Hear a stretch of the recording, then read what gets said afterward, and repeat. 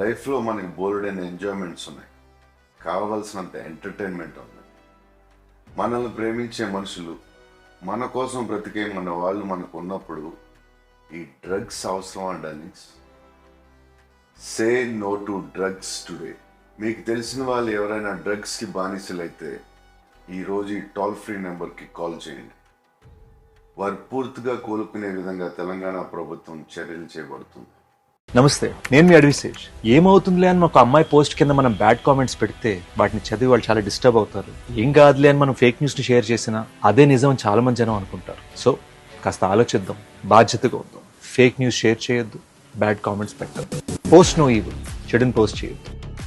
Social మీడియాలో likes కోసం, views కోసం ఫాల్స్ న్యూస్ ని స్ప్రెడ్ చేయకండి. ఇవన్నీ కాదని వ్యూస్ కోసం ఇంకొకరిని న్యూస్ చేయకండి. అసత్య ప్రచారాలకు దూరంగా ఉందాం. సామాజిక బాధ్యత వహిద్దాం. లైఫ్లో మనకి బోల్డైన ఎంజాయ్మెంట్స్ ఉన్నాయి, కావలసినంత ఎంటర్టైన్మెంట్ ఉంది. మనల్ని ప్రేమించే మనుషులు, మన కోసం బ్రతికే మన వాళ్ళు మనకు ఉన్నప్పుడు ఈ డ్రగ్స్ అవసరం అండి. Say no to drugs today. మీకు తెలిసిన వాళ్ళు ఎవరైనా డ్రగ్స్కి బానిసలైతే ఈరోజు ఈ టోల్ ఫ్రీ నెంబర్కి కాల్ చేయండి. వారు పూర్తిగా కోలుకునే విధంగా తెలంగాణ ప్రభుత్వం చర్యలు చేపడుతుంది. నమస్తే, నేను మీ అడ్విసేజ్.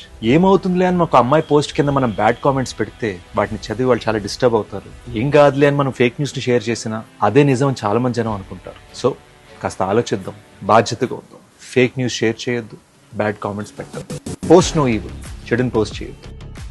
సోషల్ మీడియాలో లైక్స్ కోసం, వ్యూస్ కోసం ఫాల్స్ న్యూస్ ని స్ప్రెడ్ చేయకండి. ఇవన్నీ కాదని వ్యూస్ కోసం ఇంకొకరిని న్యూస్ చేయకండి. అసత్య ప్రచారాలకు దూరంగా ఉందాం. సామాజిక బాధ్యత వహిద్దాం.